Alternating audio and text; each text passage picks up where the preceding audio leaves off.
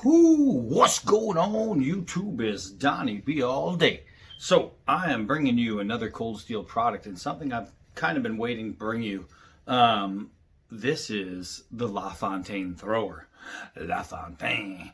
And this thing is kind of a beast of a knife, especially for a throwing knife. Now, it does, and I'm very happy about this, give you two pre-pinned holes so you can add some kind of handle. And if you're going to do that, I would suggest going with a very, very lightweight material because you don't want to change the balance on your thrower. But because this thing is a big, hefty hunk of steel and all the weight is forward on this blade, it's positioned very well forward. You can see that where I'm beyond the ricasso as far as my weight. It makes it's going to be a great chopping knife. I mean, a great chopping knife to have that kind of forward weight. But also, it would be a really good fighting knife as long as you have a handle. That weight in the front would give you a whole lot of power. And don't forget, ducking and dodging. America runs on courage. Oh yeah, baby! Oh, take that donut, boy! So let's get into this. Got all the info. All right, so we're talking about an 8-inch blade length, a overall length of 14 inches. That makes the handle what, 6 inches? Yeah. It is 1050 high carbon with a baked-on protective coating, and we are looking at 5 millimeters thick, which is pretty nice. It says right on there, the LaFontaine Thrower, made by Cold Steel.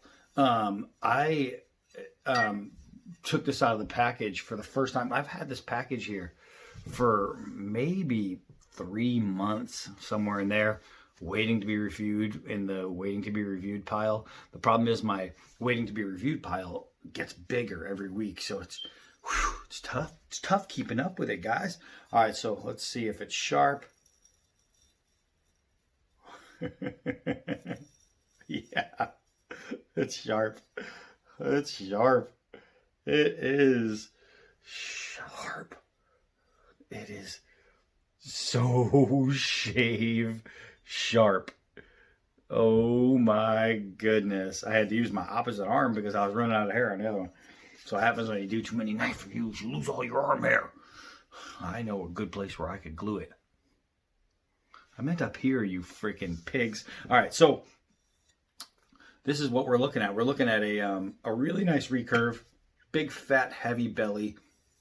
We're looking at a swedged but not sharpened tip. And if you're throwing it, you don't want a sharpened tip. And a lot of people would think, well, if you sharpen it, then you're going to have extra edge, so it's going to make it go through the material a lot better. But what happens when you sharpen both edges, especially on a big, belly heavy knife, is you weaken the integrity of the tip, and we want this nice and thick and strong, so they did a really good job of maintaining a nice and thick and strong tip. You do have a 90-degree spine, so if you really wanted to put a handle on this and use this as a survival knife, which you could, I would see no problem with ferro rod striking. For me personally, I would just use right here at the ricasso. That's where I like to strike my rods from. So now the only thing I would say that it would, hamper you or give you a problem as a survival knife is this little cut right here, right? Because that little cut, if that was there, if they had material there, it would give you more of a solid grip. But being a thrower, this cut is actually genius, because if you were going to do a no spin and you were going to hold it like this, that little cut sits right in the part of your hand, boop, that you want your no throw spin knife to sit in.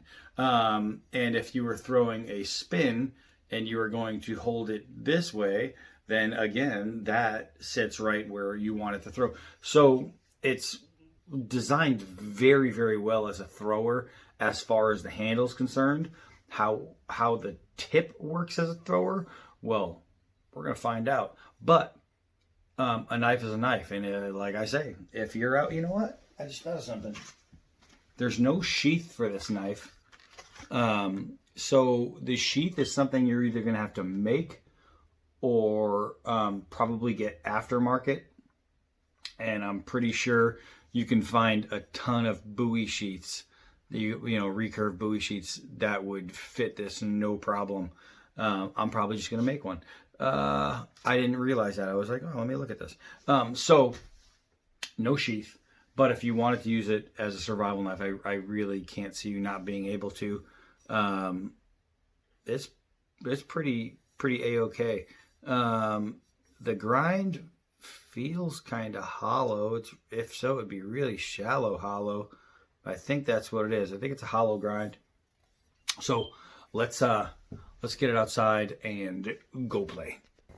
All right, so because this is a dedicated thrower, we're not going to do things like chop and slice tests and batoning, obviously, because it's a throwing knife. So for a whole second there, somebody went, oh, that stinks. I really wanted to see it in action. Well, you're gonna, because what happens if the only knife you have on you is your throwing knife and you find yourself in times of trouble? Then I will say one thing that a lot of people aren't going to like, and this is where putting a handle on there will make it better. It does say made in China on it, but let's see the 4-foot drop. Just like a throwing knife, it drops tip down and very well. Do a couple of ooh, man, that leaves the hand. That leaves the freaking hand. So this is a hefty freaking blade, guys. This is hefty. Hefty. Wimpy. All right, so let's do a little push cut here. Wow. This is a throwing knife. Have you ever picked up a throwing knife and was like, wow, that's razor sharp? That's not what throwing knives are made for. All right, let's take a little piece of leather here. And we'll do an easy stab through. That's not a problem. Oh no, I'm out in the trails and I'm stuck and all I have is this stupid throwing knife, but I caught me a rabbit. Can I cut the skin? Abso-freaking-lutely. All right, so let's see. Wow, that's in there, man. All right, so wow, nice tight little curls there. Nice tight little curls there.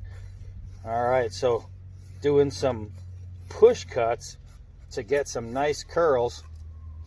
I'll show you what we're working with here. Look at all these light beauties. Now I'm gonna do some pulls. I'm gonna go with a side grip. This is nice wormwood. Oh man, this hardwood just flakes off, but it's really, really nice for lighting. You catch all these little pieces and you light them, and man, look at these. I mean, look how tight this curl is all the way around. That's cylindric, if that's a word. All right. Wow. I'll tell you, that big freaking recurve belly, what an offering it gives for the downward chop here. Wow, it's literally getting stuck. Wow. Sounds like a couple coyotes are fighting in the background.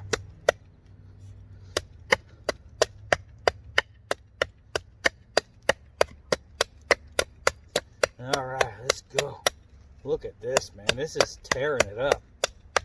And one of the good things about this is if you have to make your spears, then you have to make, look at this, and you have to make your spears and your 10 spikes and your arrows and all that. If you can get yourself a nice stump while you're out in the woods and you just do this, look at all this I'm collecting. This would make great fire. Oh my gosh, great fire. Oh my goodness, this thing is a beast. I'll tell you what, guys, this is a throwing knife. You don't usually get a throwing knife that's going to give you this kind of action. Let's see here.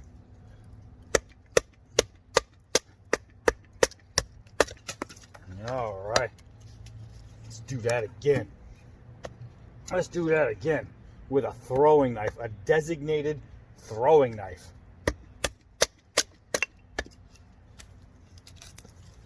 Man, so far so good. So far so good. Just because it's a throwing knife doesn't mean it can't be a knife.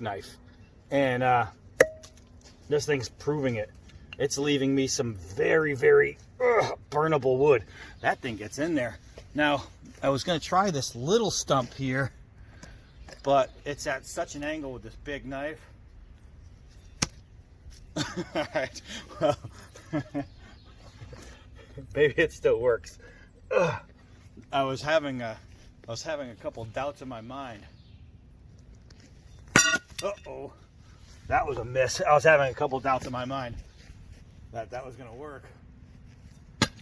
Wowzers! All right, let's see here. I don't know if you can tell what happened. I have to figure this knife out. I really like it, but throwing down is hard. I should probably pick a target. I don't know if I can kneel and maybe make that better. Oh, dog ran right through me here. I got the piece that's holding up my piece.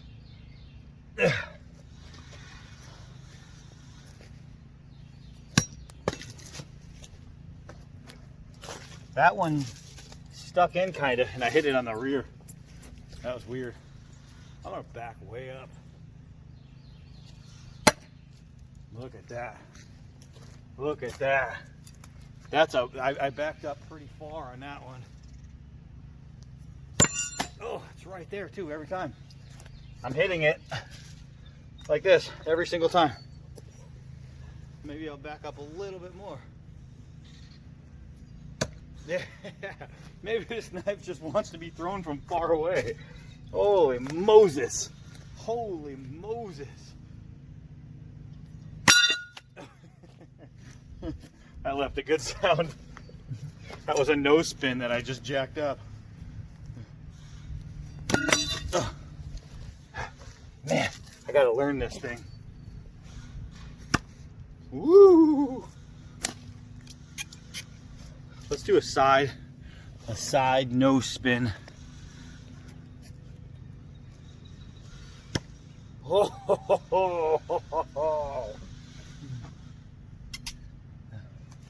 Do that again. So a side nose spin. I'm going to show you from my eyes like how far away we are, right? So we're looking at about 10 feet away, somewhere in there, and throwing it a side nose spin, not a side this way nose spin, a side this way nose spin. So I went across the body and it worked. So now what I'll do is I'll try to go the other direction. All right. So I'm gonna go nose spin this way now. Uh-oh. Luckily that one bounced back. Ugh, that's harder from that distance. I thought that was going to be easier. Uh-oh, hey, it's stuck into something. All right, let's go a couple feet closer. Donnie B all day just got stabbed in the face, yeah. Okay, see what happened there? I caught the edge way over here. So I'm throwing it too far in. So that tells me I just need to release the knife earlier. That's exactly what that told me, and it worked. All right, so now I'm going to do a spin from the blade. Uh-oh. Good thing this thing's strong. I hit the top of the log. It doesn't help when you're throwing down. If you're going to throw, try and find a target that's equal with you. This thing's at my knees, so it's making it very difficult. Let's see if I can get on my knees and do a full spin. All right, let's go get that. And from the knees, a no spin. Holy smokes. I missed. I don't like throwing from my knees. I can't use my whole body. I can't find it to go this way. Going this way again. I don't know what's up. Going across the body, which is supposed to be harder, with this knife is so much easier. I'm not missing those. Let me try going back again.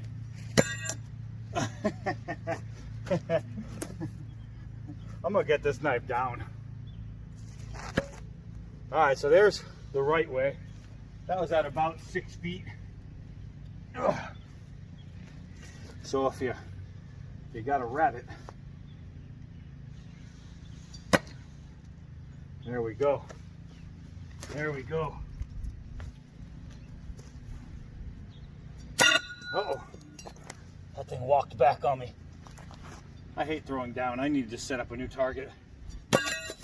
I hate this. It's like the blade keeps hitting. Bam, bam, bam, all around there. But it's just not right.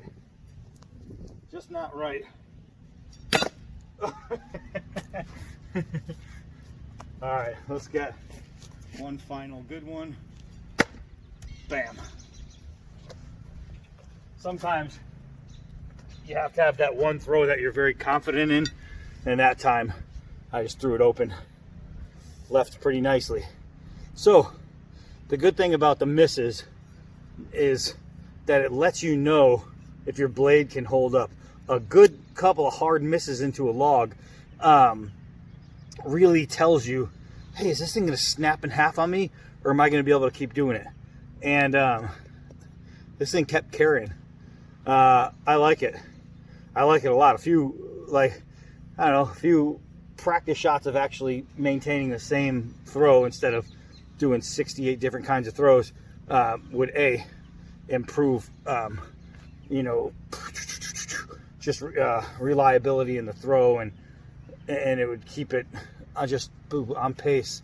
But constantly changing doesn't work, and I need to set up a target that's higher. Obviously, throwing at the ground is not ideal, but even doing that, I was able to find the target a good amount of times, and I was able to find the target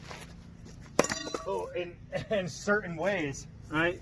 And what I was going to do there was I was going to stand up and turn and throw it like that, but apparently it didn't want to do that. So now you see, oh my gosh, that's in there. Ugh. You see that it's possible to throw this guy.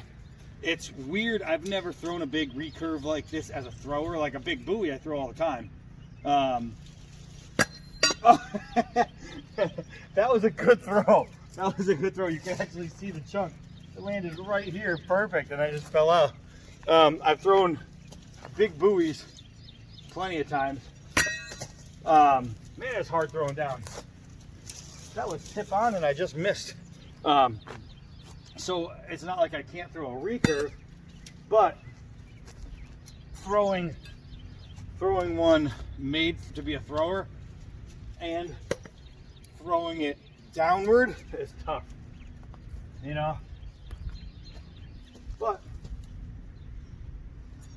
oh shit, I was tip on. Oh, you know what happened? I took a big chunk out of the wood. That actually hit the tip and kept turning. But once again, I'm on the tip, but I'm at the top because throwing down is not ideal.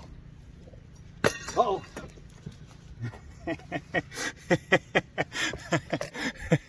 All right, so I just told you throwing down is not ideal. I need to fish it out of there. I have this barrel full of twigs and stuff, and it's full of water. It bounced off the top and went in there, and now I have to do some old D-bad fishing. So hold on. All right, so I literally fished out of the bottom of the barrel. Ooh, aren't you smart? And what I did is I walked over to the fallen tree and try to get you guys up in the air a little bit here. And I marked off 5 yards, went to my old 5-yard marking territory, and I threw, and it went perfect. So I'm gonna try to do that again.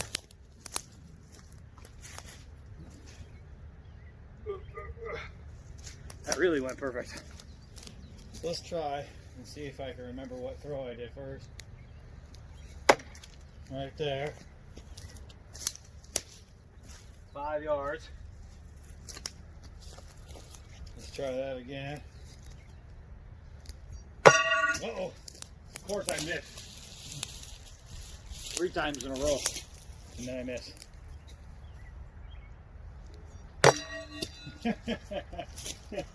Alright. I think it's luck of the camera. I think that's what's happening here. Well, you know, I changed my grip. That's what I did. Let's try and remember the grip here. Yeah, that's the one. Okay. I forgot.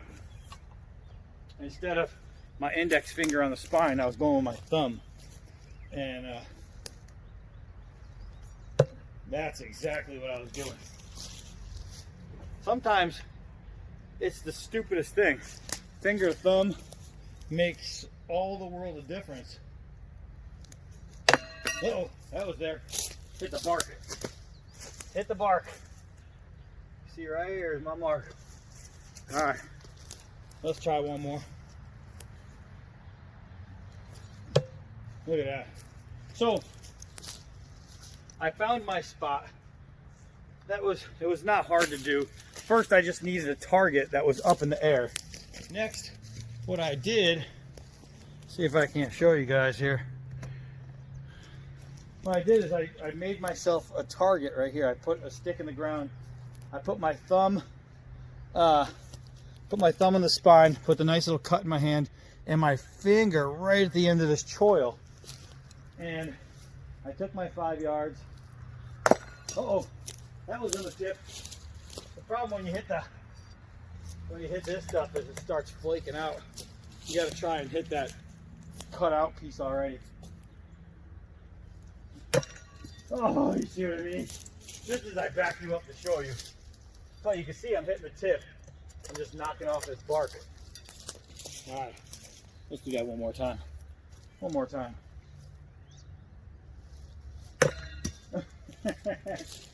When I said let's do that one more time, I didn't mean hit the bark. Look at that. Right there, huge slice. I meant stick it in one more time. There we go. See what happens when I don't hit the freaking bark? Alright. That's good. That's good. Oh, snap. Just like that. Sometimes when you need that quick turnaround emergency throw, that's when you're going to get your best throw. And check this out. Get it out of there. All this bark, there's one spot without bark and I hit it. And that's why it's stuck. Because if it would have hit here, see how loose this is? Every time I hit the bark, it just falls out. So, I found a 5-yard spot using a spin, a single spin that worked out perfectly. I also found that throwing a no spin across the body works pretty darn well. So there's tons of, let me drop this down. There's tons of angles and advantages you can get with this. You just have to figure it out, you know, put it in your hand, start throwing it and figure it out. Because once you get it, you got it. You know what I mean? If I wasn't hitting that bark, that thing would have stuck every time in that thing. It's really, really good. It's a very well built thrower. And the best part about this thrower, and you see the edge is immaculate, right? There's nothing going on with that edge. But it not only throws, but you can still chop and baton and do all that with if you have to. I might do a very lightweight scale on here, and just to give it a little bit more grip, but knowing that at 5 yards, I can do this. I can hold it like this and hit it pretty much every time. And without that bark, I guarantee it would have been every time, because the tree, when I hit it like this, I never hit the heel, I never hit the spine, I never hit the guard, nothing. I was blade tip forward. Even if it was tipped this way, I was still hitting edge, right? So every single one was there. Maybe I just peel that bark away because I only have a spot this wide as a target that I peeled the bark off. And I did that at first because I wanted to test myself if I could always hit that spot. So it made it a little harder, but it would make it for a better video probably if I actually took that away and started hitting more. But you get to see it. You get to see how it works. This thing, and if it had a little grip on there, turning it in the hand would be so much easier. But outside of that, I mean, this thing is fantastic. This is a very, very cool knife. It's tough, obviously. You've seen me beating the tar out of it. It's a very strong blade, made well, cut well, designed well. I'm liking this thing, man. So if you're looking for a thrower that's different than any other thrower you have, the Cold Steel LaFontaine Thrower. This thing is definitely worth the change in your pocket. And I am Donnie B all day. Until next knife.